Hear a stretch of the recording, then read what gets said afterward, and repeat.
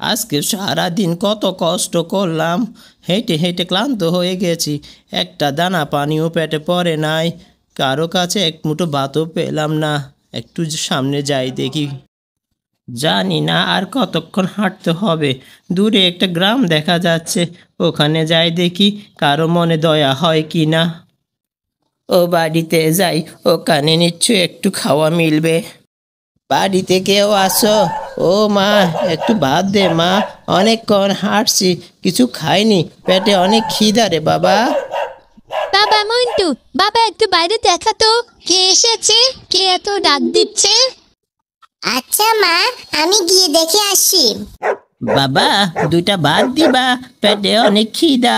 বাড়িতে তো এখন কেউ নাই, আপনি পরে আসেন। বাবা মন্টু, তুমি কেন মিথ্যে কথা বললে? আমি তো ভিতরেই আছি। সরি মা, আমি তো ভাবলাম তুমি বলবে ভিক্ষুককে না করে দে। না বাবা, এটা বলতে হয় না। কেউ ক্ষুধার্ত থাকলে তাদেরকে খাবার দিতে হয়, মুসাফিরকে তো অবশ্যই দিতে হয়, না হলে অনেক বড় গুনাহ হবে। হ্যাঁ মা, তুমি ঠিক বলেছো।